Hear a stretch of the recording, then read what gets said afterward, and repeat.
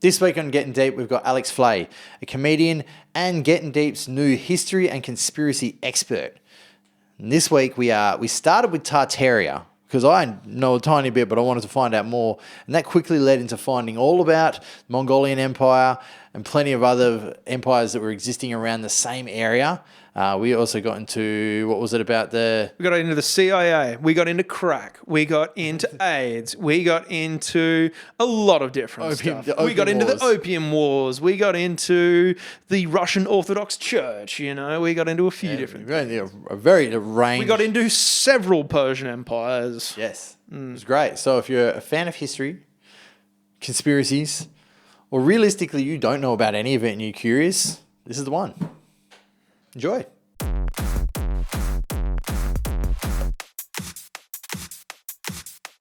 You're going to be my new history conspiracy expert for the pod. Okay. And you've got a specific thing you want to bring on for me today, right? I do. I mean, I have an assortment of things I could bring before you. Now,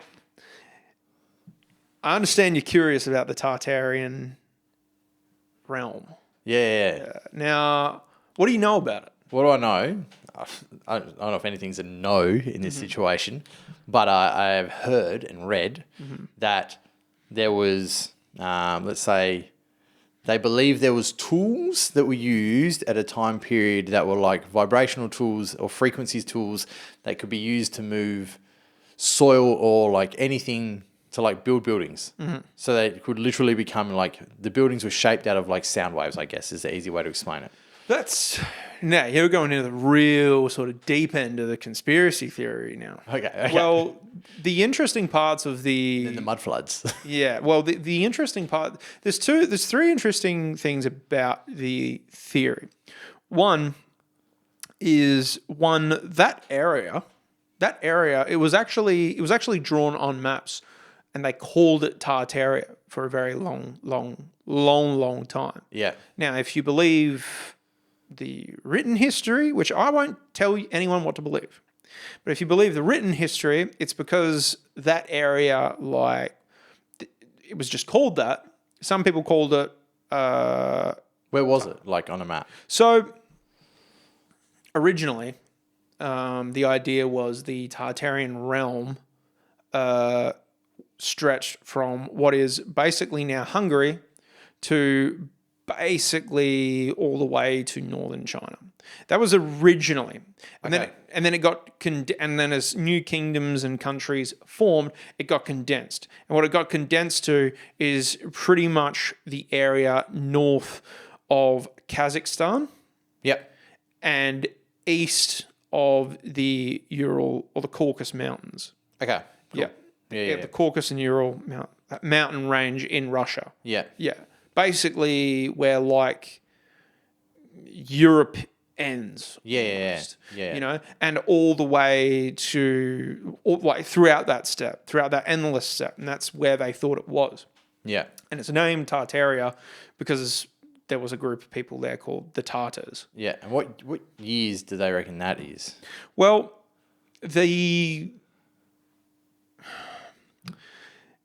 what I like about this theory and what I believe about this theory, because there's some crazy parts about the theory I do not believe in. Yeah.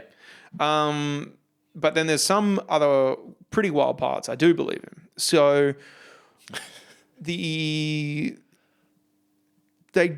I've heard things that say that civilization is as old as Egypt itself. Yeah. And Egypt being the oldest civilization, they say that we know of, supposedly. Okay. Yeah, they're not hiding.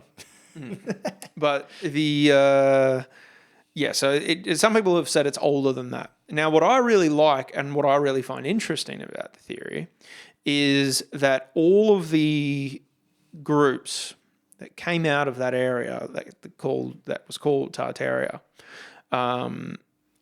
I believe that they were more connected than we truly realize, because we thought they were just many different factions of a similar people. Yeah. But I think that they were actually like in control of the whole world is something I've kind of read. They were like spread out throughout the whole world? Sort of. It's like, listen, you get these similar cultures that come from a similar region, and they came every few hundred years, and they crossed the same paths and did the same thing time and time again, until eventually I think the energy of that realm was, exhausted. Yeah. So, and the Mongols were the last big one. Yeah. Right? If you believe, because I think it started with the Mongols were the most spread. They did go the furthest, yeah. Yeah. But I think it started with the Scythians. But do you think the Tartarians were further spread than the Mongols were? If they existed? Depends what parts you believe were part of that group. Because like from where you're explaining on a map, it sits similar to where like Mongolia kind of. It is. Yeah. There's huge overlap. Yeah. Yeah.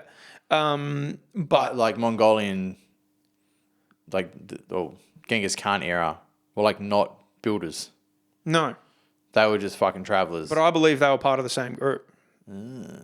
And the... Like Mongols like descendants of the Tartarians without buildings. Yes. Interesting. But... I can't believe I picked that up for that quick. I think it also goes as far as Scandinavia. So like from, what's that sea? The Caspian Sea, with that like region around Ukraine, Greece, Romania, Turkey, that whole body of water. Yeah. It also stretches from there up to Scandinavia, does Tartaria. And those, I think it was I think they were a recluse people. Like they weren't like trying to dominate. They just were like quiet people and just got shit done and build these like... Sort of. They were they didn't try. It's not that they didn't want to dominate other people. They had plenty of desire for it. But I think that the group that was there, right? And I'll get into why they were raised, I think. So were raised from history or raised from existence? Both. Yeah, okay. I suppose go hand in hand, right? Yeah. So I believe that they sent out these groups at various points in history to basically ward off anyone from finding them. Okay, yeah, because they did that with Genghis Khan's grave. Kind of. Yeah, they've hidden Genghis Khan's grave. Yeah. They because they didn't want to be found, because I think they saw what was going on around the Mediterranean, particularly with Egypt. They probably saw what was going on there, and they think, this idea of empire building, kingdom building, going and conquering other peoples, doesn't really suit us.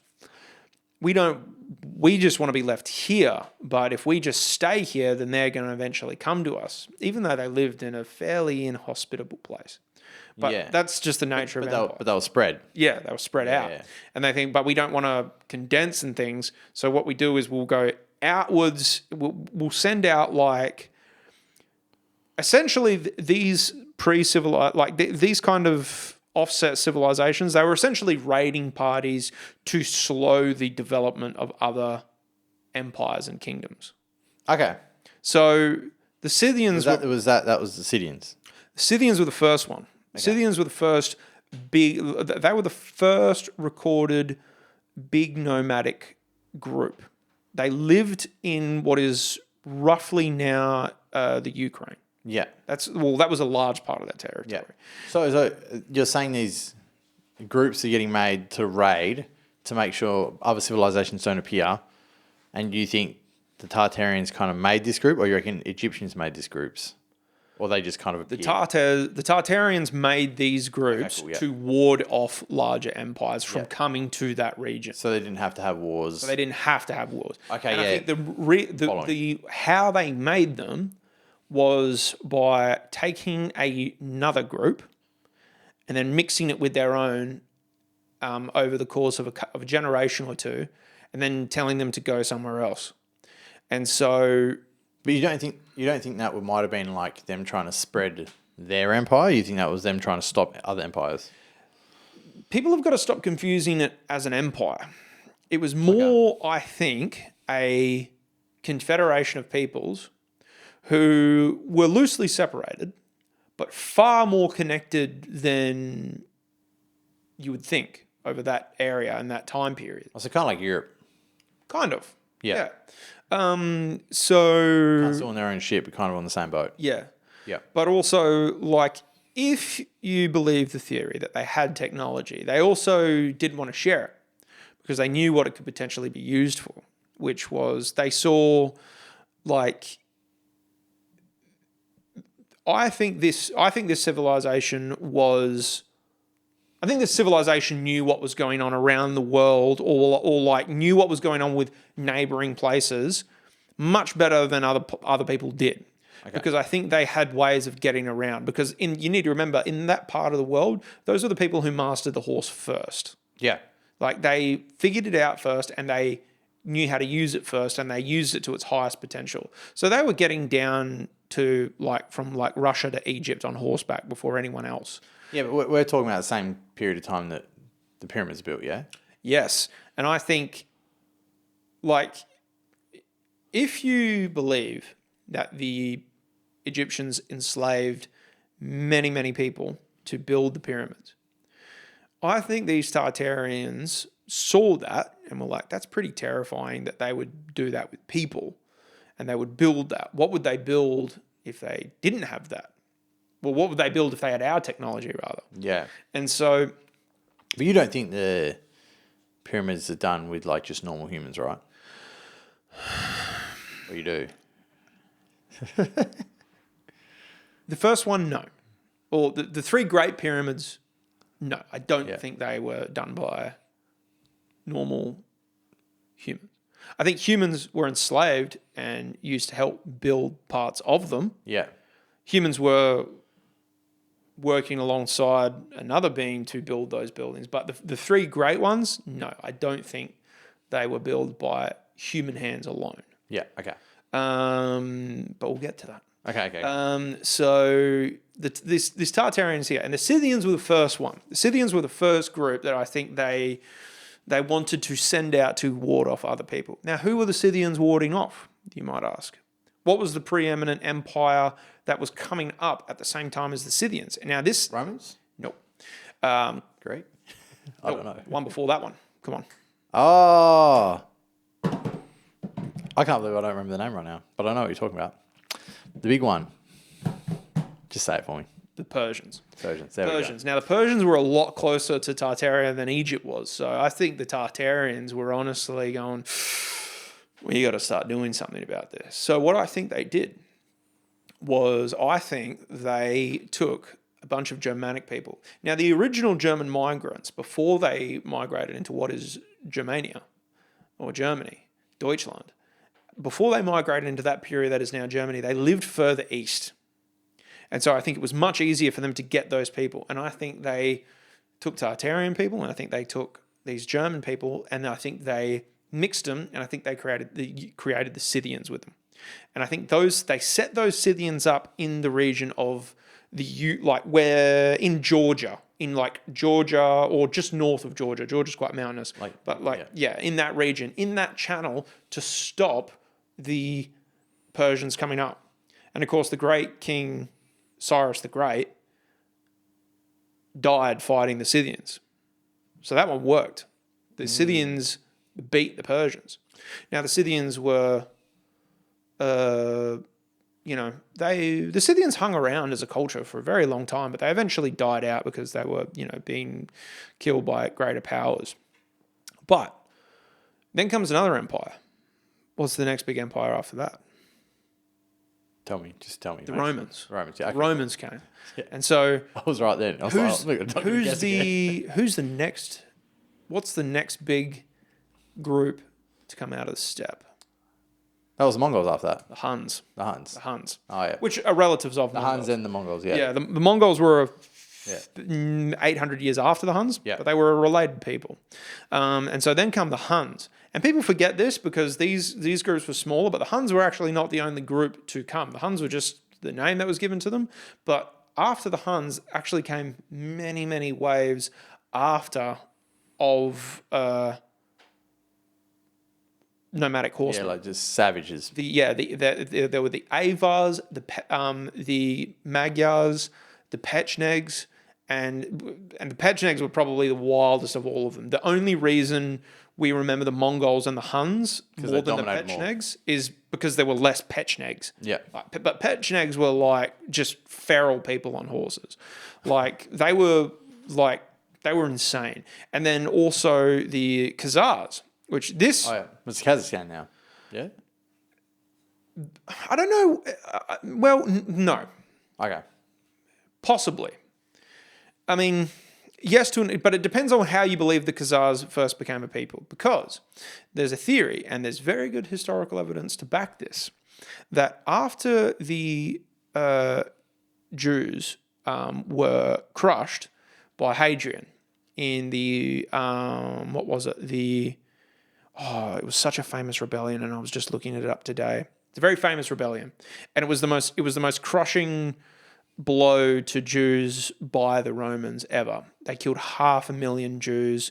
They enslaved 1 million of them, and then they literally told most of the rest of the Jews that you can't live here anymore. It's like this is no longer. They kicked them out, and that's what actually created the diaspora, the Jewish diaspora. That's how they started to become a wandering people. Now, there's very good historical evidence, and there's records, and there's like stuff written by contemporary sources at the time that a lot of these Jews went north into what is now, and they mixed with nomadic horse archers, and those horse archers became the Khazars. Interesting. And a lot of people believe, and again, there's good evidence for this, that the Khazars were, essentially Jewish Mongols, if you can believe that. And those people, but they sent those like horses out, the Khazars, because after this, sorry, I'm getting ahead of myself. The Huns were sent out by Tartaria, I think, to stop the spread of the Roman Empire. Yep. Now, by the time the Huns got there, the Roman Empire was on a downward slope, but it could have come back. But the Huns really kind of like... Fucking turned it up. Yeah, they were like, no, you're not coming back. And so then they sent out these other groups to try and put down the Byzantine Empire, and that was the Avars and the Magyars. Because the Byzantine Empire nearly reconquered the original Roman Empire. They conquered all of Italy, all of North Africa, and even half of Spain. They conquered a huge tract of it back. So they needed to stop the Byzantine Empire. But then comes the Arab Caliphate, which the Romans and the Sassanid Persians fought a massive war. It was a war like over 100 years or something. And it was like the first real world war, because it was the two biggest empires at the time, the two most advanced civilizations at the time, fighting with everything they had. Like, they held nothing back. Literally. It was trying to just wipe each other out. Yeah, literally millions of people died in that war. And of course, in the power vacuum that came after, the Romans eventually won, but they were so exhausted from the fight that their army was at its weakest. They were exhausted, and so were the Persians. And then comes the rise of Islam and the Arab Caliphate. And the Arabs, because they have no competition, they just conquer everything. Plus, they had fought on both sides of the Romans and the Persians as mercenaries. Yeah. So they knew how the Romans and the Persians fought. So they knew how to go against them both. Exactly. Plus, they were very weakened at the time. And so the Arab Caliphate... out of them. Exactly. And you need to remember, the Islamic world, what we think of the Islamic world now, which is essentially stretches from like Afghanistan and Pakistan and then all the way to Morocco and everything in between. At one point, that was a united empire. That was all ruled by a single man. Yeah. At one point. It disintegrated very quickly. But that was a big empire. And it was, they had different people controlled different regions, but it was all united. And I think that is why the Khazarians were created, those Jewish horse archers, to basically curb the rise of Islam northward. Okay. because they wanted to keep conquering. The Muslims wanted to conquer. Those Muslims wanted to conquer the world, and they very nearly did. Like, if they hadn't run into the Chinese and the Khazarians and the Franks, they probably would have conquered like the civilized world, so to speak, civilized in brackets, but that region. And so it was a big deal. Now, of course, this begs the question, why the Mongols? Because China was not expanding at the time of the Mongols. This is where I think they went wrong. Well, I don't know if you've read the book, Genghis Khan and the Making of the Modern World. Mm-hmm. But the Mongol Empire seems to be a mistake. The only reason it ever got as big as it was because Genghis Khan was just tortured to a point where he wanted to defend his own people, and that just turned into spreading. I think if you sat down with Genghis Khan, he seems like a very reasonable conqueror. I mean, depending on who you ask, but he's the only person to conquer such landmass without a religion. And he let everyone practice their own religion, but he always took out the royalty. So he'd run into an area and be like, we're killing all the rich, all the people that care, and if you don't like it, we'll kill you too. All of the women from the royal family he would marry into his own family. No, that was the ones afterwards. That was his kids. He did. He married his daughter to a Chinese king, the kingdom of the king of the Xijia. I hope I'm pronouncing that right. Xijia? Is it Xijio? Yes. Yeah. And he brought that king, and he was like, all right, my daughter's going to rule your kingdom. You're going to come to war with me. A few months later, the king's dead. Who rules that thing? Well, that was because he would always kill the royalties. Yeah. That was the thing. But sometimes he was smarter than that, because sometimes he didn't just kill them straight up. Yeah. Sometimes he let them hang around for a bit. It was always, the end was kill the noble. Yeah. It was always kill the nobles. But he did practice freedom of religion. It was very famous for that. Yeah, his own religion, but he didn't force his religion on other cultures. No, he let everyone else practice their religion. Yeah, because his religion's, Genghis Khan's religion's not one that's around much anymore. It's similar to like paganism. Yeah. Very spiritual and it blends a mix of shamanism, sky worship, and ancestor consultation. It's a very interesting people of the land. Religion. Yeah, but it's funny though, that idea, freedom of religion. There have been only 3 empires in all of history that did that. And I say did that loosely. There were other empires who sort of let people have religious freedom, but only sort of. Like, you can practice other religions, but there's going to be consequences if you do, sort of thing. Whereas, there has only been 3 empires that... Full freedom.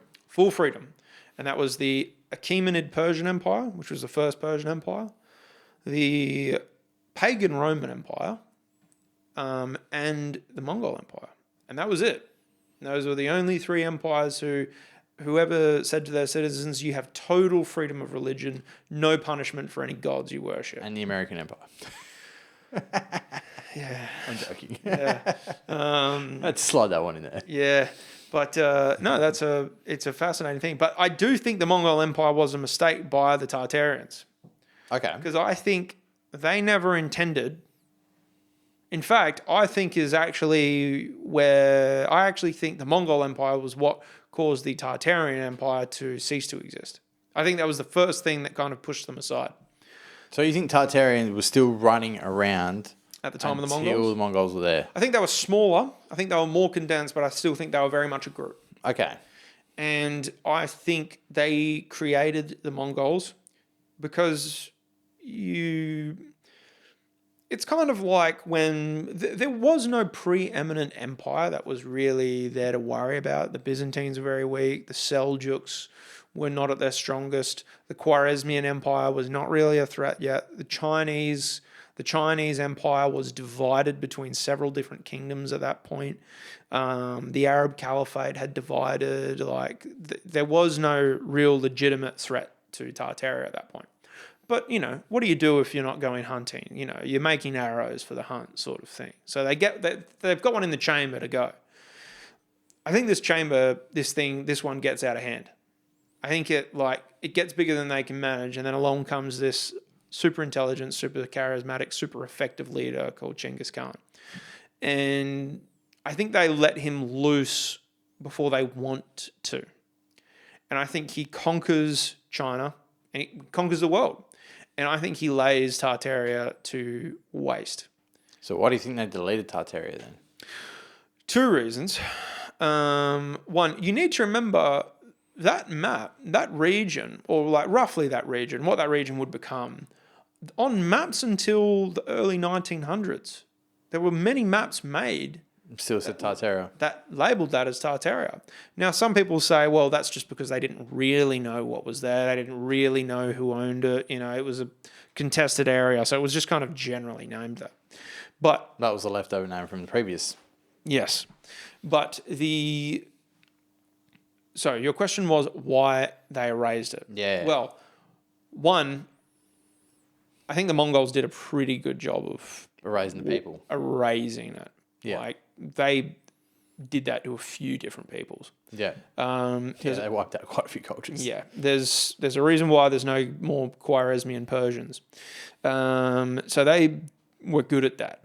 And then the other thing was, I think when the Russian and the Russian Orthodox state, that when that was starting to become what is now Russia, that big country, I think you need to understand the narrative on which Russia was founded and the ideas behind the Russian state.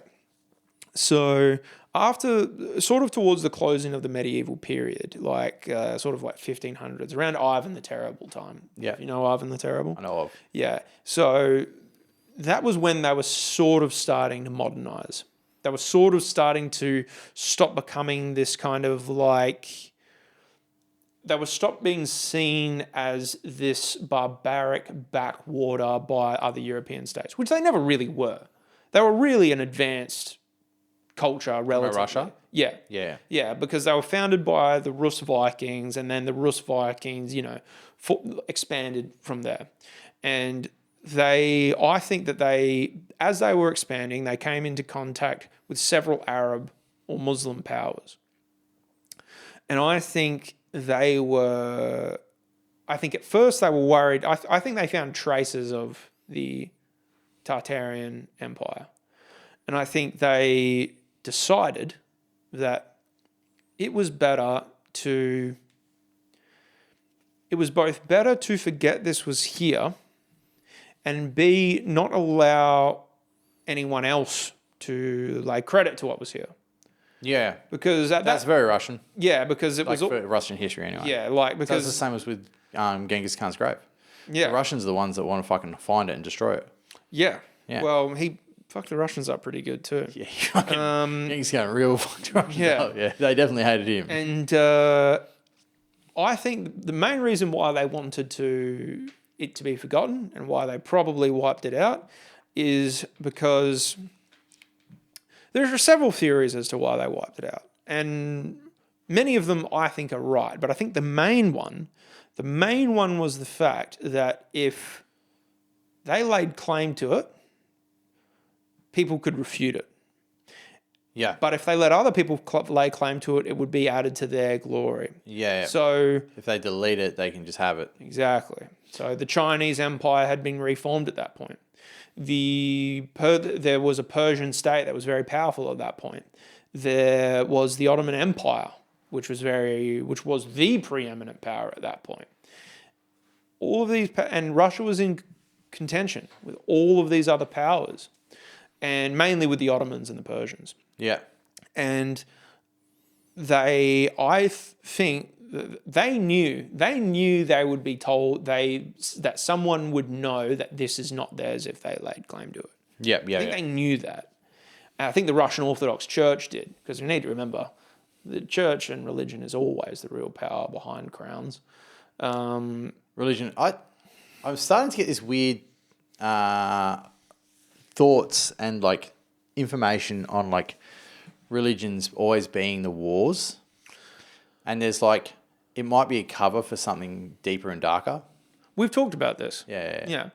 I think It's always the case, but like I don't know. It's weird now. Well, I think the powers that be, which I know we've done a podcast on this previously, I think they've migrated to various tools to both control and keep people divided. Okay, I'm going to throw this one because this is like super deep end. Would you imagine, right, that possibly, and this is in the realm of Tartaria, maybe there's a race on this planet that is not human, that is trying to keep humans in a somewhat slavery type situation. This is getting into Super deep, retarded. Yeah, I mean, this is getting into a territory which I have explored, but you just sound so schizophrenic talking about it. But the thing I propose to people is like, Well, that's where Tartaria always ends up, I think. well, It ends up with like reptilians. there was an event recently. I won't say what, but and I'm sure people can put it together. Yeah, I feel like I already know. But I immediately, as soon as I heard it, I didn't need to hear anything else other than it happened before I started thinking false flag. Yeah, okay. False flag operation. Yeah. There are higher, and the thing is as well, people always want to dismiss and be like, oh, there's not higher powers working with that. And I'm like, Yeah. people thought the 9/11 conspiracy theorists were nut jobs at the time. Okay? That's not even the worst ones. Yeah. In the 90s, there were people saying there's a pedophile island run by the CIA and Mossad. That's not a conspiracy theory anymore. It's a fact. That is hard fact. Yeah. Fact. It was a conspiracy theory that the CIA manufactured the crack epidemic. Fact. Fact. Actual fact. Actual fact. Yeah. Fucking. Declassified document fact. Yeah, Rick Ross. Yeah. Like, there... Facts It was a... to fucking combat cartels. It was a conspiracy theory that the mafia funded the Bay of Pigs invasion. Fact. Fact. Yeah. It's like all of these things are wild and crazy until they're suddenly true. Well, until they're so far in the past that people go, oh, yeah, of course that could be true. When it's so close, when the time frame is like recent, no one wants to believe there's people that powerful. Okay, one sec, we've got to pause. You pause. We're back. Had a sleepwalking kid. Now go. Yeah. You know what another crazy conspiracy theory is? That like, this is, I'm pretty sure most people will have heard of this, and I'm pretty sure it's true. I just don't think it's been declassified yet. But I am pretty sure the AIDS epidemic was first manufactured by the KGB. No, this is like... I think it was first manufactured by the KGB and then pharmaceutical companies. commandeered by the CIA. I don't know if it'd be commandeered. I think it was similar to like COVID. Like I think it was pharmaceutical companies just seen a position to make heaps of cash easy. CIA and pharmaceutical companies, man, they're hand in hand. Yeah, same bro. But I think the KGB originally started as an idea to basically destroy America. Well, that's always a thing that a lot of people forget to think. Like China is supposedly behind fentanyl and the other crazy one that's worse than that in America at the moment, as a retaliation to Opium War. The Opium Wars. Yeah. I could believe that. That's also, you know what? The Opium Wars were pretty damn nasty. A lot of dead Chinese people. Well, a lot of people didn't realize it was America just flooding them with opium. And Britain. And Britain, yeah. And Britain. Yeah. Yeah. But that's what it is. Like, it's like, hey, we've got these cunts addicted to some shit. Yeah. You can do it back and forth. Like, there is higher powers of, like, control to try and destabilize a country by the people being retarded and fucked up inside of it. Yes. That is... That's happened. That is a position of war. Yes. without it being obvious. Exactly. That's 100. So it's happened once. It can happen again. Yeah. Like, And the only reason it's not news saying that that's what's happening is because it creates too much fear and destabilization to normal people. also, I think it's like if you took a look at the Opium Wars, like we know about it now, but In the time frame, no one would have said that was happening from outside. in the time frame, At the time, though. I'm sure it would have been like if you went to the people who manufactured the opium crisis in China, like the American agents and British agents, if you went to them and said, you realize you're like fucking up all, I don't even think they knew the scale of what they were doing or the impact it would have. It would be a thing of like, it's a mix of multiple things, right? Greed, 1. Power, 2. And then coincidence that it's worked well enough. Yes. Like they can plot and plan and then go, oh, this is the kind of people we need. Like you have like a whole fucking Epstein situation. We've got a pedophile. Yeah. We can create this fucking problem because he's already doing this fucked up shit. We just have to give him more freedom to do it better and get him to trap cunts. Dude, it's the and then you're talking about that other thing where like things go much better than expected. Yeah. Vladimir Lenin, the founder of the Soviet Union, was a German agent sent to sabotage Russia and pull it out of World War One. And then turned into the USSR. Then turned into the USSR, which really was an even bigger pain in the ass for the Germans. Yeah.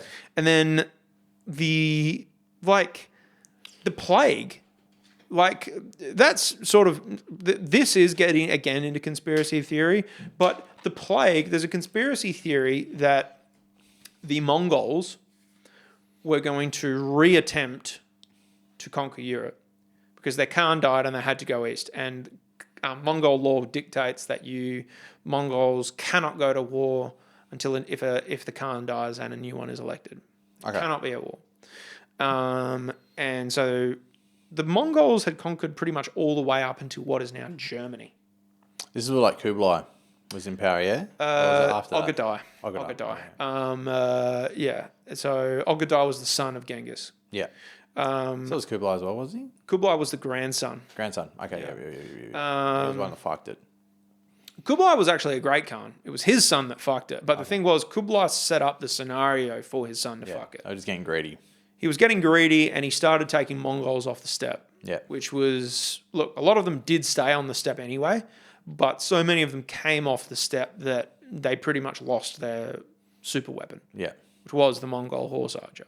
Yeah. But there's a conspiracy theory that the Mongols paid Jews to start the Black Plague, to weaken the European states for them to conquer.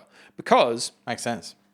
The Mongols were keeping an eye on Europe at this time. And you need to remember when the Mongols first got to Europe, European technology and European science and European everything was much more primitive. 100 years go by. You're now talking the 14th century. Yeah. Europeans still shit in the streets. Yeah, there were, but there were developments. Yeah. They had gunpowder now. Yeah. And like they had the first primitive cannons. Their armor had gotten way better. They now had plate armor. They knew more about horses. They had the first professional armies. The Mongols knew that if they were going to try and reconquer Europe, it was going to be a much tougher... They got to change their way of doing it. Yeah, but they were up against a much tougher enemy. Yeah. Of course, by the time the Black Plague was well and truly done, Mongol Empire was on its last legs, and then came the Timurids, and then the Ottomans were a problem anyway. Yeah. But the Ottomans and the Timurids, they were great, very effective empires, very militaristic, very powerful, but they had nothing on what the first Mongol Empire was. The Mongol Empire under Genghis and Ogadai. Yeah. Like, that was the proper one. That was the one. That was the number one. Yeah. Like, I don't think any empire has come close in terms of military prowess and power. Well, I think it was mostly like strategy. Like Genghis seemed to be the fucking strategic legend. There was one place, I don't know the name of it, but I think it was a 2-year war, but it wasn't even a war, and it was a place that had one entry in, one entry out. And they had that locked down so hard that it was impossible to ever destroy this place. So they sent a whole group of whoever 2 years around these mountains to come up from behind through the mountains. So they had a different entry point in. Then they came in through this one entry point, lured them to that, and then they went in and fucking took the nobles. I think that was the conquest of the Hashashim, but it also sounds like it could be the conquest of the Georgians. Could be both. Yeah. Because they did a similar thing to both of them. Yeah. I mean, it worked and once. both of them were mountainous people. Yeah. So it makes sense that it was one of the two of them. I'm pretty sure I've read something about that. Yeah. But I read that and I was like, fuck, that is like such a genius foresight and like strategic move. You're like, we're just going to take 2 years to go around the back. Then they can come in the afford front. to. They also, like, the Mongols are one of those people who... Well, because they the were Mongols, nomads anyway. Yeah. So that was the Mongols how they fought at winter. They were the only people who really effectively could fight at winter. They... fought all the time. They lived off the land. They took their food with them. They took their shelter with them. So, like, they didn't fight wars the way Europeans. No, it wasn't like go do it and come back. Yeah. It was like we're just Because moving. There was actually, like, in Europe, there was actually a need, and that's why, like, European warfare developed the way it did, because Europeans wanted their wars to be over quickly. So it was about getting, like, in terms of, like, the Anglo-Saxons and the Franks getting in with a shield wall and cutting them apart, and then knights and stuff. The whole methodology of that was, we want this fight to be over quickly so we can get our boys back and get to farming the land again. Yeah. That was the whole reason why European warfare evolved the way it did. Well, the way I see it is like the Mongols versus other empires. Was other empires were trying to take. Mongols weren't trying to take. It seemed like they were, but it was more like we just want freedom to roam. So they just made it so they could go anywhere by killing anyone who stopped them from going somewhere. I think it gradually evolved the reasons why they took so much land. I think the reason Yeah, for probably started off as freedom and then... it definitely started off. Genghis Khan. Well, it was defense in a lot at the start. The very, very start. Well, yeah, like because there was actually a kingdom in northern China that was actually founded by steppe horse archers, and the thing about China was they were hiring Mongols to fight as mercenaries for them, and they were also wary of a Mongol invasion because the Chinese had been invaded by horse archers in the past. Yeah. That's why the Huns went west into Europe. Like the Chinese eventually beat the Huns, but they did that to, or rather, they built those sort of. I'm getting so ahead of myself and losing track of words. But they built those empires up, and they basically made the Mongols fight each other. They caused infighting between them. They would pay one group of Mongols to go fight another group of Mongols. And of course, Genghis Khan saw this, and I think he in the attempt to conquer and unify other tribes, he caught on to what China was doing somewhere in the process. It's like, we're going to fuck you up now. And he was like, well, I'm not letting this happen anymore. And yeah, he fucked them up. Yeah. And then I think when he went east, that's because he actually sent diplomats east. I'm sure you've read of this, where he sent diplomats to Persia, the Khwarezmian Empire.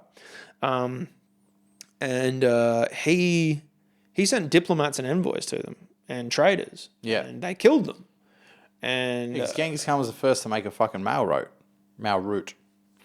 Like, he was the first one to make what became the Silk Road. Yes. Yeah. The Mongol Postal Service, the Mongol Pony Express.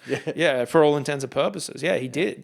And he sent all these traders. Thank your Amazon delivery to Genghis Khan. Pretty much, yeah, man. He was the first one to do it. Yeah. And it was insane how he did it. He would just have way stations at every 30 miles, 20 or 30 miles or 50 miles. And a Mongol rider, being the best riders on earth, they would have fresh horses at each station, and a Mongol rider could ride, jump off, get on a new horse, keep riding. When the Mongol rider was eventually tired out, he could give the message to the next rider. Boom. So you could have a message could be delivered to, a word could get around to the Mongols much quicker than it could Yeah, anywhere any else. other way. Yeah. Anywhere else. Yeah. Apart from the witches. Apart from those sneaky devils. Yeah. But yeah, it was nuts how they did that. Yeah. But yeah, I think the reason why they conquered gradually changed because they conquered the Khwarezmian Persians as a revenge for killing their envoys. Yeah. Genghis Khan actually sent them a second warning because it wasn't the Khwarezmian king who did it. It was one of his governors who killed his envoys. And so the Genghis Khan actually sent an envoy personally to the Shah and was like, listen, he was pretty reasonable about it, to be fair. I feel like Genghis Khan was more reasonable than what history gives him credit for. I feel like he was not reasonable in his reaction. He was reasonable in his logical process. I feel like he overdid the reaction a bit. I feel like his reaction was always like, I'm going to fuck everyone up. Because it's like that thing of like, I don't know if you... I seen a meme not long after Gaza started getting bombed again that was like, oh, don't bomb the kids. And the first thing I thought was like, no, you kind of have to. Like, you can't just bomb the dads. Because if you only kill the dads, then you're going to have pissed off wives and pissed off kids. You're going to become double time in the future. You've got to wipe out everyone. Yeah, So in my head, strategically, Genghis Khan's like, well, I'm not leaving no trace left unturned. This idea of humanitarian wars in terms Retarded. of like, well, it's Wipe cunts out if you're going to wipe cunts out. I think it's like, look, it depends on what the goal of the war is ultimately, I think. Yeah. But I like the morality behind it, but you need to understand when you're fighting a war of annihilation, it doesn't count. It's just like, if you're at war, how can you the word morality and war don't... Well, again, it's like I'm gonna gracefully knock you the fuck out. I think it depends. Yeah, I mean? I know what you mean. I think it honestly depends on the wars you're fighting. Yeah, like the American Civil War was a brutal war. But it was civil. But it was. You know what I'm saying? Well, yeah, but it was also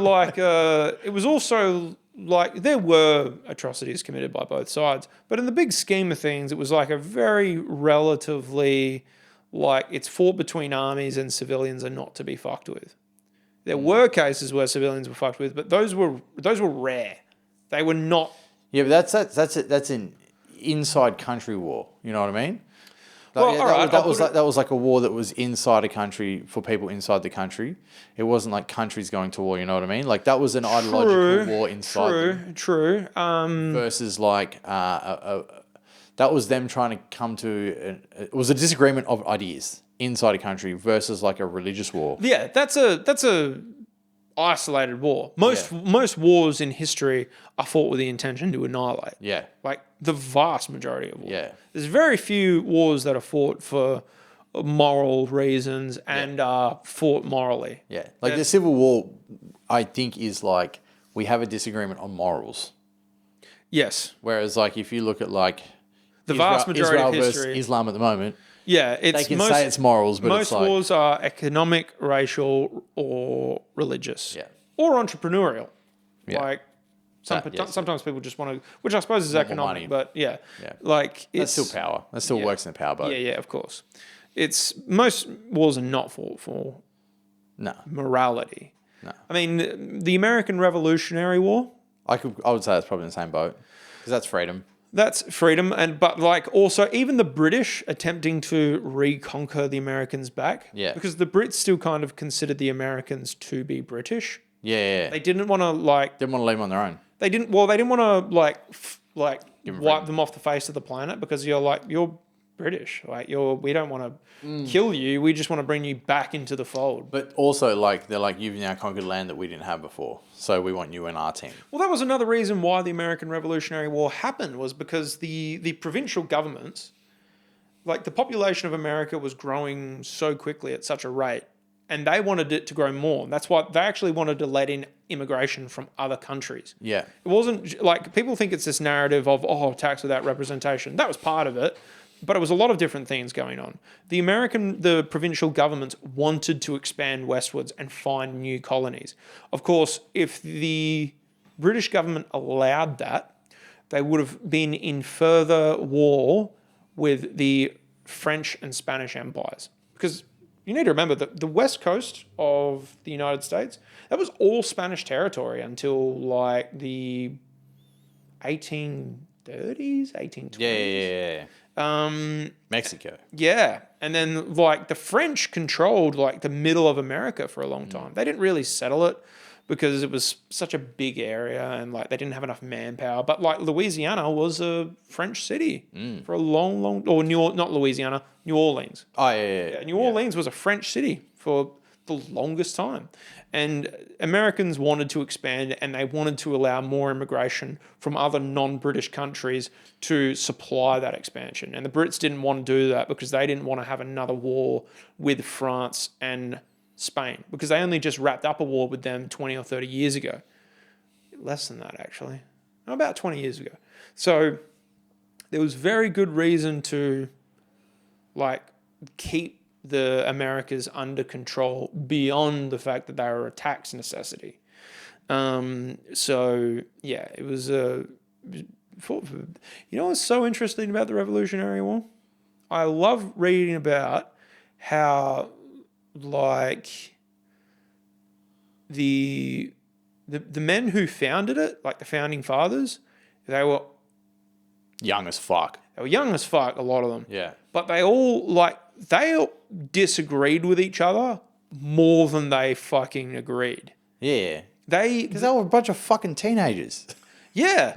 But it was also the fact that like they came from such different walks of life. Like John Adams started his life as an indentured servant. He wrote and like there were founding fathers. They wanted to enshrine slavery into the Constitution. They wanted to make it so that it was one of the laws in the Constitution that could never be messed with, and that people were always allowed to own slaves. But there was actually a lot of abolitionists at the start of America who didn't like slavery, and John Adams was the one. Like he was like no, and so he like basically set up a law in the Constitution that allowed for laws to be changed at later dates. Oh. And so he even wrote the first kind of like pro-gay thing. Oh, so it's Greek. Kind of. Basically, it was a law. He wrote a law defending Jews. He also, I think he was the guy, it might have been another guy, but I'm pretty sure it was him. There was a case where there was a ship of a slave ship that had been the slaves had overthrown its masters and they'd taken the ship, but they didn't know how to steer the ship, so the ship was stranded in Boston. So mutiny and just floating. Yeah, and they were just floating in Boston Harbor. That's a funny thought, like that you could have a mutiny, but then there was no one to navigate, so they were just kind of fucked. So how many mutinies like happened where they're like, oh well, fuck. That did happen. That's quite. Yeah. I never thought of that even being a possibility, but it really is. Like you need someone who knows how to get around, otherwise you all fucked. So if you don't have a navigator on that mutiny, you're cooked. And navigating back then was difficult. Like it wasn't just a matter of like north, west, south, east. Yeah. Like imagine if you're on a boat, if you fucking 400 cunts got kidnapped, you're on a Chinese fishing vessel, and they're like, you're not leaving, and you're like, we can overthrow this. Do you know how the fuck has anyone know how to get that boat moving? Especially in the sea, because it's not like getting lost on land where you can recognize landmarks and terrain and things. It's just fucking the ocean. Yeah. You just got to hope you get enough fuel to go in one direction enough to get somewhere. Yeah. But anyway, these slaves were stranded in Boston Harbor, and John Adams agreed to represent them legally so that they could be free. And it was actually very funny because like there was a bunch of people who in Boston or New York who were like, these people are bought and paid for. Like we own them. But the way he got them off was they didn't have a receipt. Yeah, because they'd probably burnt it on the ship. Yeah, they didn't have a receipt, and he was like, how can you prove it? How can you prove they're yours? And so yeah, he got them freed and then had them escorted to Haiti, I believe. Oh. I need to double check that. But I'm pretty sure it was John Adams who did that. But yeah, he was a severe, and the law regarding thing, like he was like, I think the law was something about, I need to reread it, but it was something about how like the government cannot persecute a man for sodomy if the act was conducted, not consensual. That didn't matter to them back then. But if the act was conducted upon his premises or land. Oh, so if you're fucking on your land, it's all good. Kind of. Yeah. It was something like that. Yeah. And then he wrote the first law protecting Jewish people in America. He wrote a lot of shit that was like very progressive for its time. And yeah, John Adams is probably the sole reason why they were able to overturn slavery in less than 100 years. If they didn't have that, slavery would be stuck. They would have gotten rid of it eventually because it was like the Enlightenment in Europe was spreading. They would have gotten rid of it eventually. But if they had not gotten rid of it, slavery would probably still be within living memory now. Here's a fun thought I've had about slavery recently. Right? Go on. Because I think we live in a slave colony now. Yes. Yes, I'm truly of the point of like, we are slaves. Most people, in Australia, we're slaves. Whether you want to admit it or not, you just don't think it is because it's comfortable enough to not feel like what we've been shown as slave is on TV. Yeah. Right? So if you look back, and I think of this, you go, back to when America had all its slaves, it seemed so torturous, so absolutely horrendous. In my head, I go, if things are that bad, how didn't they escape faster? Like, why did they have to get freed? Like, it must have been somewhat comfortable enough. Like, I'm not saying that slavery was good. I'm saying, like, it must have been comfortable enough. I know what you're saying, where in terms of, like... They didn't just revolutionize the fuck out of themselves. Like, there must have been given enough freedom or comfortability or something to keep them trapped within it.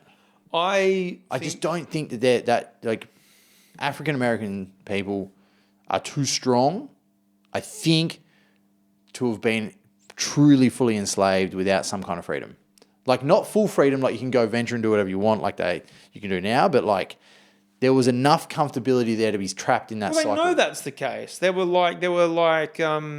Louisiana was like, I'm pretty sure Louisiana and Mississippi were infamously the most cruel slave states, whereas states like Virginia and the Carolinas and things like that. Yeah. Not that like slavery is awful, but they actually had like a code of conduct on how there was no legal ramification. You can treat your slaves however you want; they're your property. But they had they basically had a manual on how you should treat your slaves.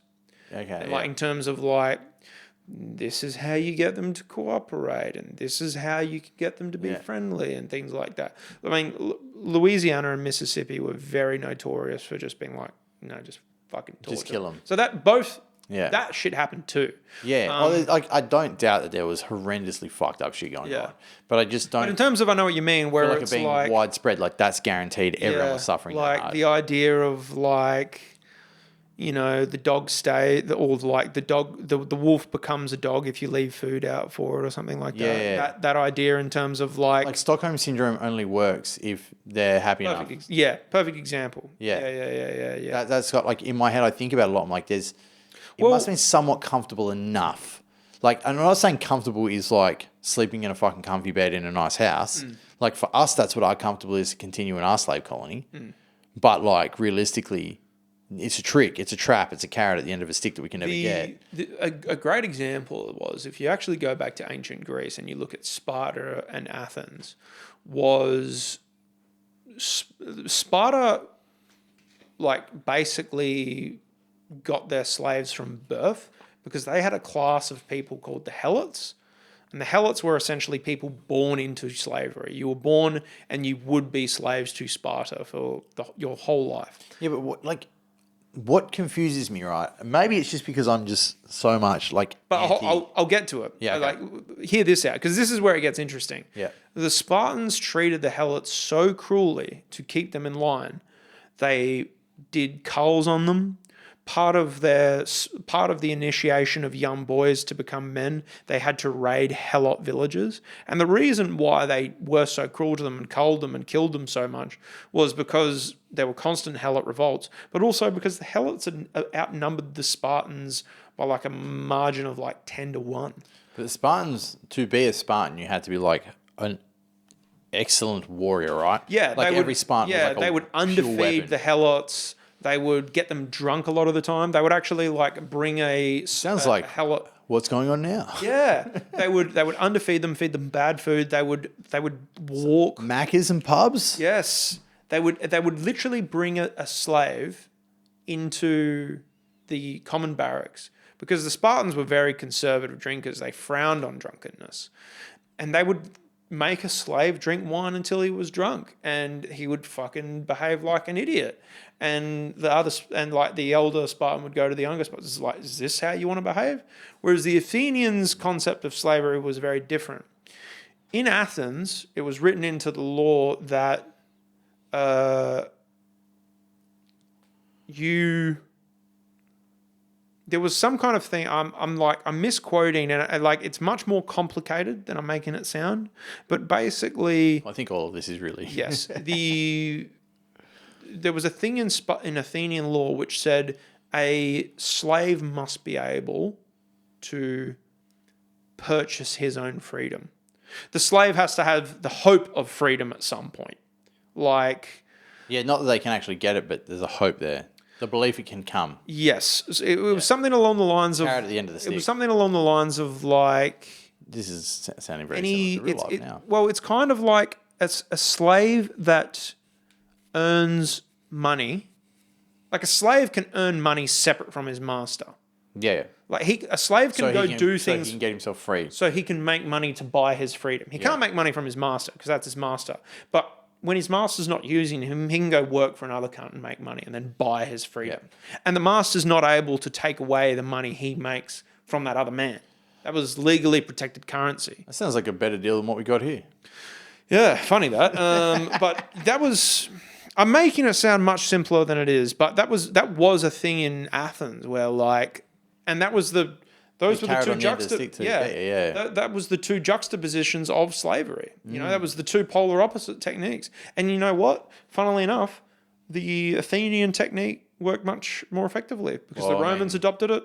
Most other Greeks adopted it, and the Spartans. The Americans have adopted it now. Yeah, funny and that. So have the British. Yeah, and us. And I mean that is realistically that. Considering that Athens has done it, that's how I see what is going on now. Yeah, I mean, when you think about it, like take a look at... our freedom is at 65 when we get our pension.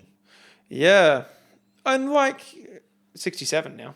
But like... the idea, you can get your own house, you can actually be free, but you're still never free when you have your own house. But it's also like this philosophy of self-made people, when in reality, when you look into most of them, maybe 0.1% of them are self-made. Oh, yeah. It's still people being like, Jeff Bezos, he's a self-made billionaire. And it was like, he started his business in his garage and, you know, there was still a foot up. He still had two parents. Shit like that. Jeff Bezos had like buddies at a bank who like invested like $100 million to him on no collateral just because he promised them stocks in the company if he ever got wealthy. It was a whole thing like that. Same as Bill Gates and Steve Jobs and like Elon Musk. Elon Musk's family owned an emerald mine in South Africa. Yeah, but he has none of that.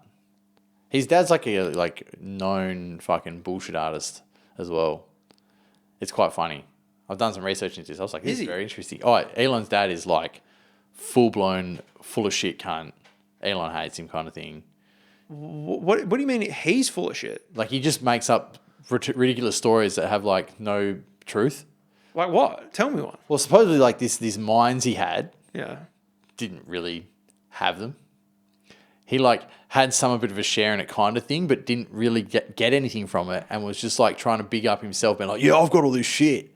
And it's like, you actually don't have fuck all. Interesting. Yeah, like it's just a bullshit artist trying to make himself look sick. I even think, this is getting into more conspiracy theory, but I even think guys like... Andrew Tate. I even think Andrew Tate got a cash injection from the CIA to push this propaganda from those kind of guys. Yeah. Yeah. It's to basically fund the propaganda narrative that it's opposition. You need problems. The world needs problems. but it's also this idea that like you can escape the matrix. I think it's like you need to be able to fund the narrative. We need some the hope. people can escape hope. They need the hope. Some people have hope, and it's like no, it's not hope. And there's got to be multiple angles of hope so you can have one that fits your agenda. There are very good, solid reasons to believe that Andrew Tate got a huge cash injection from the CIA. Yeah. Or another intelligence agent from a different country. Yeah, I mean, I think most intelligence agencies, bar China and Russia, and Iran, and probably Israel, I think most of them kick up to the CIA. Oh, I don't know. The CIA. I suppose you've listed pretty much all the bigger powers after that. Yeah, like the CIA. The CIA, like MI6, you didn't add in there. I don't reckon they kick up to the CIA. Yeah, I reckon they do. I reckon they do now. I reckon maybe they didn't in the 50s or 60s. I reckon MI6 is still on its own. Nope. I reckon they kick on up to the CIA. I reckon they do whatever the CIA tells them to I reckon they're still very separated. I don't. I've got some theories on that. Okay. Yeah. So they're like looking at bringing in conscription in the UK? That won't happen. No, it's 100% like happening. It's going to happen. It literally will not work. We'll see. You can't conscript people into serving when they've got no country to fight for. But that's the whole thing. Look what they're doing in there now. You know, they're making it seem like you have to fight for your country, and then they're going to make it a war that you have to fight for your country. The thing is, this narrative of you need to go and fight for your country is ridiculous. Well, it is ridiculous, but it was a believable narrative in World War I and World War II when things were affordable. Everyone could get like a very basic job and have like a pretty good life off a modest income. That's gone. Yeah, but then what if the pay rate when you're conscription makes it so your family lives forever? They can't do that for everyone. No. It couldn't work. That's what you say. You kill enough people, that does work. Of course, killing off people works, but the thing is that the only thing that would like feasibly make people like compelled to go to war was if that the jail. That's the option. That's the thing with conscription. You don't go, you go to jail. I don't even think that would go to jail. Yeah, I'm like, what, would I rather go to jail or die or go equilibrium with death? Like, I'm not too worried about dying. It's not even like I've kind of like reached an equilibrium with death. Like, I'm not too worried about dying. Like, I'm sure I'd be scared of it, but the far more horrifying thing to me was if, like, I died for something that I thought was bullshit. Yes, died for the wrong cause. Yeah, you know. Yeah. It's like, and you know what? I'm probably going to die for no cause. But that's better than the wrong cause. Exactly. Yeah. You know? I agree. Yeah. You know, so... Rather die on my own stool of nothingness than your stool of fuckery. You know, it's kind of the philosophy of like, only I'm allowed to waste my own time. Yeah. Yeah. Which is fair. Yeah, exactly. Yeah. You know, so... Yeah, I think that if they tried to pull this conscription thing, a lot of people would happily march into fucking jail. Yeah, well, I think they did before. I think I don't know. There'll be something. We'll see. It's crazy times in this world right now. I think most people will happily either march into jail, because what are they going to do? Shoot everyone who doesn't agree to the conscription? It's like, no, so many people would turn that down at this point in these countries. Let me devil's advocate for you here. How many people went and got the COVID injection for the belief that they were doing the greater good? I think that's kind of shattered the fucking image of it. And also, I think most people didn't have... First off, I think in the 5 years since COVID, things have changed. A. Yeah, definitely. B. I think most people were not fucking going to get the injection because they thought they were helping the greater good. They're going to lose their job. They didn't want to lose their job. Yeah. But see, that's less of a fear than going to jail, don't you think? Losing your job, if you're like, oh no, we're replacing your job with war. I think losing your job is a greater fear than going to jail. You know what I mean? Like you're going to lose your job and go to jail, or we're going to replace your job with working in the army. Well, how long am I in jail for? The duration of the war? Yeah. That's not... This still sounds like a better deal. I'm taking jail. Yes. Like, okay. I know what I'm doing. Yeah. But like maybe if the war... Let's take us out of the equation. Maybe if in the war was in a really cool place and I got to do something really cool, maybe I'd Well, go. they're going to sell you on some cool shit. Like, make no mistake. True. Yeah, you're right. Not only are they going to sell cool shit, but they're also... But also what I They're think... doing every tactic possible. What I think is cool and what other people I think are cool are two different things. Yeah, but it's not like they're going to have one advertising campaign. True. But they're going to have many angles. My point stands as well. It's like... you're not going to get people to agree to conscription. I think they will. I think there'll be people arguing it first, and then it'll be like... There will just be enough false flags to scare the fuck out of you. I don't think they're dumb. I think they'll recruit the people they know will agree with it. They'll recruit the very young, the very immature. Well, the age is 17 to 41. 17 to 41? Yeah. Fucking Jesus. Which to me, I was like, hey, I'm still in that bracket. Yeah. But I'm not in the UK, obviously. But I mean, if the UK does it, it won't be far off from me here. I mean...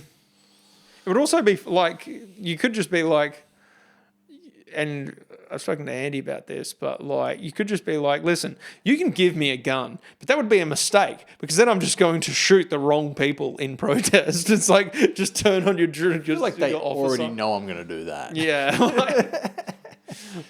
You shouldn't give me these things if you're telling me I've got to do the things I've got to do because I don't like following rules, for one. It's like... Yeah, just put me in jail. Just start there. There's so many areas where conscription will not work. Plus, I think COVID, and look, maybe it could happen again, but I think the whole COVID debacle shattered so many I expected illusions. More revolution than it happened, which concerned me. I think it has shattered so many illusions and so many ideas of what our governments are for people. I don't think any government will have a positive image on it for a long, long time. Good. And good, you're right. Because they've dropped the ball. They're just fucking raping us. Yes, man, it's a whole thing. What's the time? Jesus, I got to wrap up soon. Yeah? We can wrap it up here if you want. But actually, before we wrap it up, I have to go back to one massive question I have about Tartaria. Go. Because we've gone... we have gone off tangent, as we tend to do. As we always do. Yeah. So, do you think... Because supposedly this idea, right, that there was they had this tools, which could have been weapons, that they could make these buildings out of, like, frequency things. Mm-hmm. And then supposedly mud floods was when the weapons got turned on them and then sunk everything with this frequency weapon because you could turn sand into water per se. That's one conspiracy theory. I don't believe it. Okay. I do think they had that technology. Yeah. But I don't think they destroyed themselves with that technology. I think it got turned on them, didn't it? That was the idea? Or someone else had the technology to do it? No. They took it. I don't think it was either of those things. Okay. I think they wanted to isolate the technology, keep it secret. And to do that, they created several forces. And I actually also think they manufactured the Antonine Plague, but that's another thing. But I think they manufactured several forces to basically curb the world reaching them and finding their technology. And then one of their creations got vastly out of hand. Yeah. I also think they were kind of like the first genetic scientists. Okay. Because I think like bioweapon kind of shit or like Crimea kind of shit. Sort of like knowing, like in terms of mixing people, because you know how I spoke earlier about mixing races and stuff. Mixing races to form the people that they wanted. Ooh. Like formed the people who would hate the people that they needed them to hate and fight the people that they needed them to fight and fight in the way that they needed to fight. So... Okay, yeah. So, like, more like psychological warfare versus...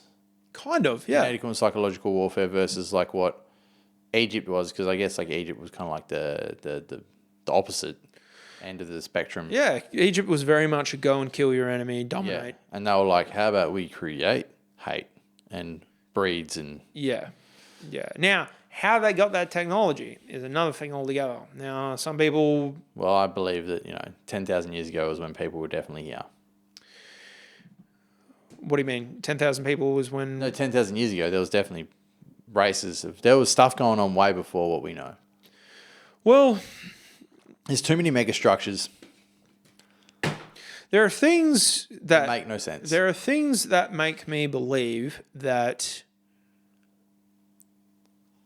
there have been other intelligent species other than humans walking this planet. And the thing is, I don't think you need to look that far to find truth in it. Like, look at look at the great apes. Look at the Bible. Look at the Bible. But seriously, just look at the great apes. Like, an orangutan is essentially a mildly deformed Italian man. Like, That was not the angle I thought we'd go for. it is. It's essentially just... An Irish and Italian had a baby. That's pretty much what an orangutan is. An Irish Italian had a baby with a Chinese person. And, like, that is essentially what an orangutan is. Oh, fuck. Is like this... Like, it is basically a little man. It is basically a little hairy man. Yeah, it doesn't speak...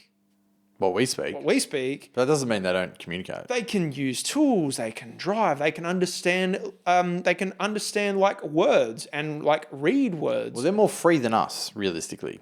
Yeah. I mean, if I could be a monkey, I would probably choose to be a monkey. I think that's kind of like, I've had this thought about like animal species many times, that just because we believe we're the smartest race and we create all this shit and we have some kind of dominance on this planet, doesn't mean that they're not smarter than us. It just means we don't understand them and they have more freedom than us to a degree. I mean, dogs don't, because we've enslaved them to become our fucking emotional friends. But like birds definitely have more freedom than us. I look at other animals that live alongside humans and take advantage of them. Like raccoons are a fucking good example. Rats. Yeah. Are a great example. Very symbiotic relationship. Like they are these clever things that persist and prosper despite the fact that we try and kill them all the time. And we only ever try and kill them. Like orangutans we do like because, they kind of look like us and they were endangered at one point. Yeah, but they're in jungles and shit as well, like, they're only in our way when we want to get some paper. Yeah, and that's the thing about like... I look at an orangutan or a chimp or a gorilla, those higher order monkeys, and I'm like, that's a person bar a few steps. Yeah. Like that is basically a human being. Like that is not that far removed from us. Yeah. Like, and that's what's kind of scary. And so like, because they are so far, like if orangutans are here and we're here. What's above us? Is it so hard to think that they could be flying around? So hard to fathom that there could be something above us. Yeah. Do you know what I mean? I definitely have had the thought process that there might be a whole other race on here, this planet, making sure we stay where we are. Yeah. Yeah. What a great way to wrap it up. Yeah. But about Tartaria, no, I don't think they were destroyed by their own technology. Okay. But the higher race could have destroyed them with their own technology. I think the higher race, if there is a higher race, I'm not saying there is, I think if there's a higher race, I think they gave the Tartarians the technology and they were the only ones who taught the Tartarians how to use the technology. But by and large, I think they exist. They existed. Yeah. Now, what they existed as and what their goals were... Very different to the basic conspiracy theories that are out there. Which is great. Have you got anything to promo? You got any fringe shows? No. I'm doing nothing for fringe. I'm opening for a few great comedians. Jay Callanan. I hope I'm pronouncing that right. Callanan. Lovely English gentleman. I'm opening for Big Gareth McKean. I believe I'm doing a show for Lockie Skin Dog and Roz Evans. Yep. And I'll probably be doing some other stuff, but really I am just this is the year I actually start taking social media seriously and recording and filming and editing my sets and posting them. Yep. But because I thought I wanted to have this year off just to kind of really get good at comedy. Like I posted a thing here or there, but really I just wanted to take a year to get really fucking good at comedy. And I feel like at the end of this year I am so happy with where my writing is, my existing material is, and where my energy is on stage. This year, I feel like going into this year, I'm happy with where I am at as a comedian. I'll get better, I hope, but I feel like I've really mastered a section of it. You're at the baseline where you're happy. Yeah. Yeah. And I am just looking forward to my Melbourne trip, which is in the end of March. Very nice. Yes. And keep an eye out for my friend Ditcher. I know I am doing shows for him this Fringe. I just don't know when. Sweet. Oh, yeah. All right. Just coming on. Thank you for having me. I always enjoy our podcast. Great. Yeah. Bye. Au revoir. Can we also do an intro? Have you got time? I got time. It'll take us like 2-3 minutes. Go. What am I going to do? Oh, can I just get you to look into the camera and pull some kind of whatever face you want that I'm going to use for for the thumbnail. I'm just going to do the creepiest happy smile like that as well. That's amazing.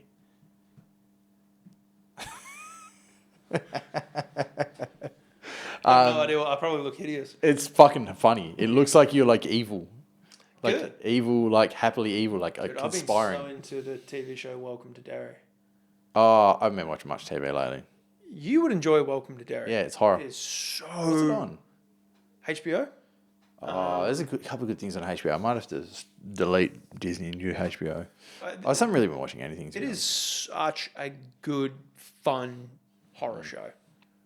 And Bill Skarsgård is so good. Yeah. He is so good. He's a creepy looking dude. And I really hope they make the second season that they kind of alluded to. They will. Oh, man. All right. Intro time. Tartarian, Mongolian Empire, history on a whole. I feel like chiming in if you want. What was the manufactured disasters, like the opium wars, the crack epidemic, AIDS. That was a big chunk too. Yep, that was a good one.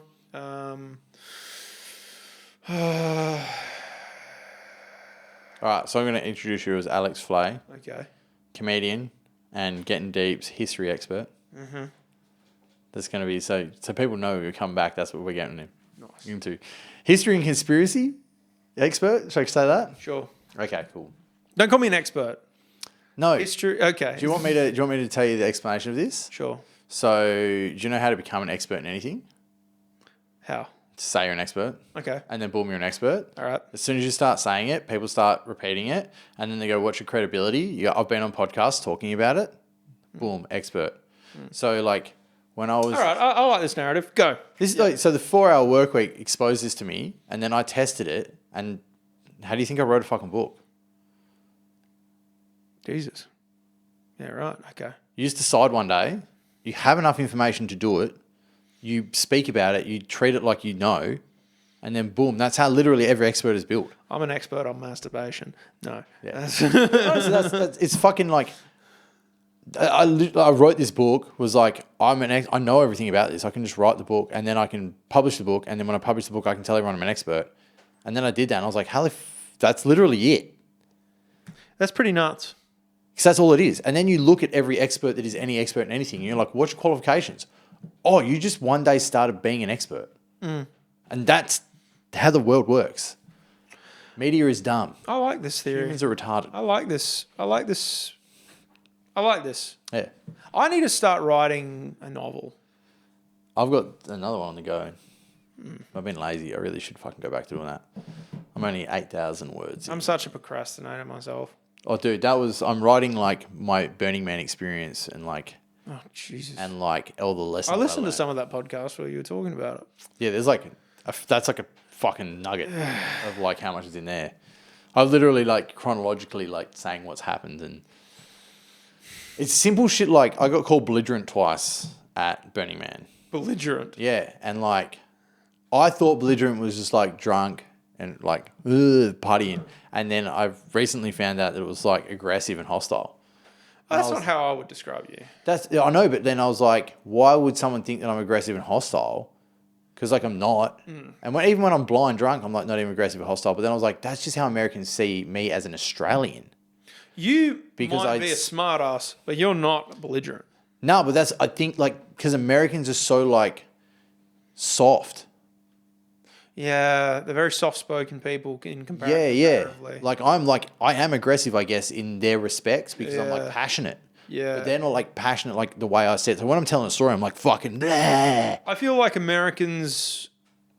I give praise and credit to Americans for some of the cool things they have, and they do have some cool things. A lot of people think they're all retarded. No, I don't think that. I think they have a lot of good qualities, but one of the things they have is they're very superficial in their conversation. No, not people I met there. Not pretty dope. I think they are. I think it depends. Maybe not superficial is the word, but maybe not like.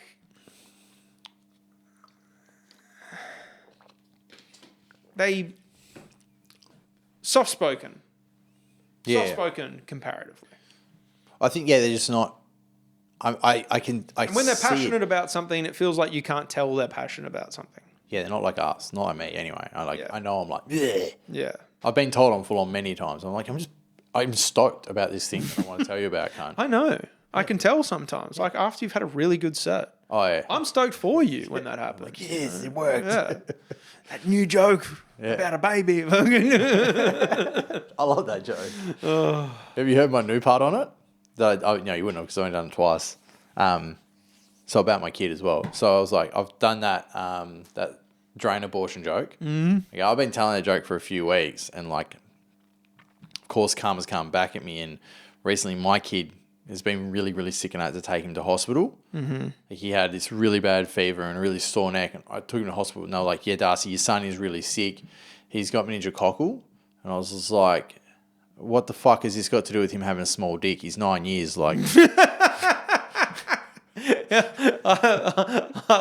That's very good.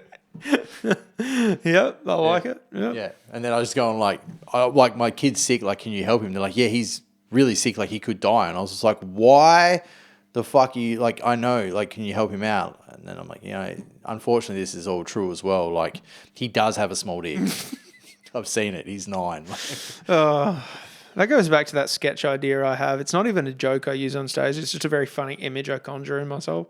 It's just Donald Trump making fun of a baby for having a small penis. Oh, no, your dick is small. That's a small dick. Your dick is small and it's never been hard.